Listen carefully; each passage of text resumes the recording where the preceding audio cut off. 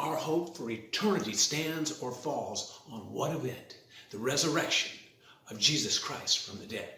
And when we talk about resurrection, we're talking about something that happened in time and space. If you live back in that time on a Friday afternoon between 1 and 6 o'clock, you could have seen the crucifixion of Jesus. It happened. If you had happened to run your hand across the cross, you would have felt the splinters in your hand.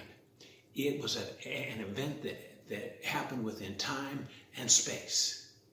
Christianity stands or falls on one event, the resurrection of Jesus Christ from the dead.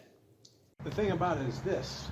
Facts are stubborn things. I mean, there have been no limit, no end to the amount of people that have set out to disprove the resurrection. As a matter of fact, one famous man was Simon Greenleaf. He was a professor at Harvard, or he really put Harvard on the map when he wrote a 3-volume study that says it was about the legal evidence that can be used in a court of law. And the problem with Professor Greenleaf is he was an agnostic. He did not believe in God. He didn't believe you could prove God, and he definitely did not believe in Christianity. And one day, a group of his students got tired of his putting down Christianity, so they said, "Okay." Right in the middle of class, they confronted him and said, "Okay, why don't you use your laws of proof and evidence in a courtroom to disprove the resurrection?" And at first he didn't want to do it, but he decided, well, in order to save face, I better do it. So he set out to write a critique on the resurrection using the law, the legal evidence. And after a while, he ended up being one of us. He became a believer, and he ended up writing a huge book that actually demonstrated the proof of the resurrection.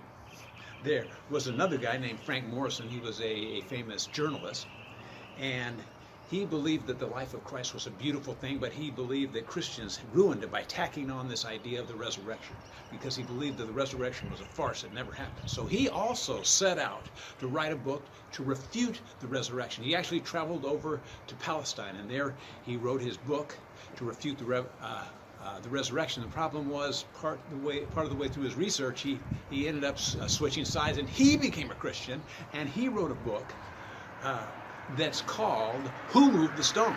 And his first chapter in that book was the book called The Book That Could Not Be Written, because he could not write a book refuting the resurrection. There was just too much evidence. Finally, I want to mention someone you may have heard of by the name of Josh McDowell.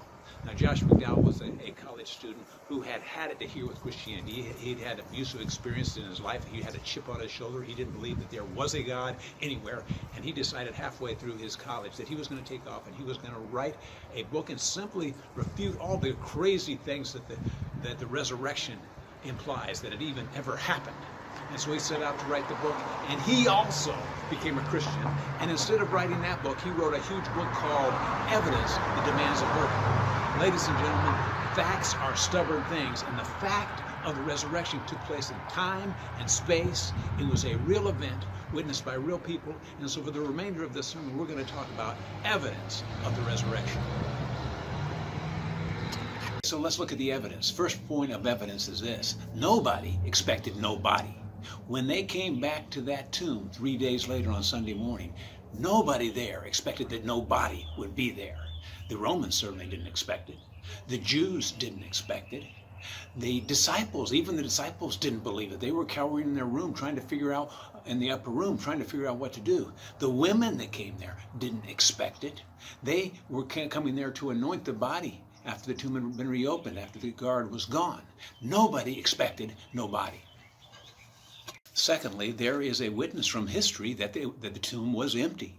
The Roman government agreed that it was empty. The religious leaders agreed that it was empty. The disciples of Jesus agreed that it was empty. And even secular history outside the Bible declares that the tomb of Jesus Christ was empty. Now, here's what some people say. They say, well, possibly they went to the wrong tomb. That takes more faith than believing in the resurrection, because what you're saying is Joseph, whose tomb it was, went to the wrong tomb. You're saying that the disciples went to the wrong tomb. You're saying that the women who watched his body being placed in the tomb went to the wrong tomb.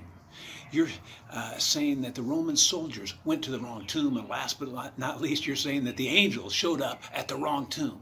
I'm sorry, that doesn't hold water.